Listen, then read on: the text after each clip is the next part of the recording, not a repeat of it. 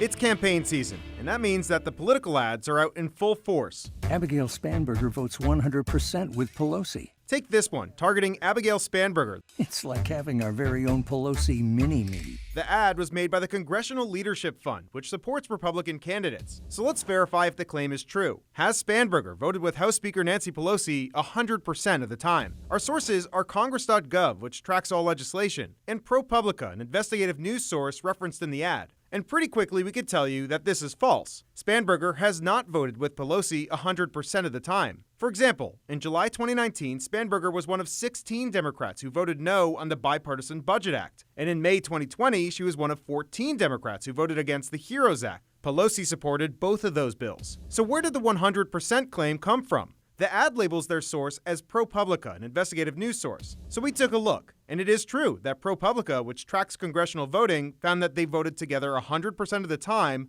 this term. But the ad did not include votes last term, when Spanberger voted against the speaker multiple times. A spokesperson for the group that made the ad wrote in part, quote, "Spanberger's newfound loyalty to Nancy Pelosi is just proof of how much she's changed in Washington." But Spanberger continues to push herself as a moderate. She referred us to an annual ranking put out by the Lugar Center and the Georgetown University, which placed Spanberger as the 5th most bipartisan lawmaker in the House. In a statement, her campaign wrote in part, "The Congressional Leadership Fund is being misleading in their ad, tying Congressman Spanberger to House Speaker Nancy Pelosi." So we can verify that this campaign ad is misleading. We found multiple cases of Spanberger voting against Pelosi, although they were all in the last term.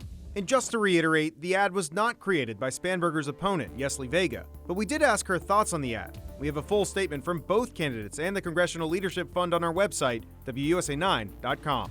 With your Verify, I'm Evan Koslof.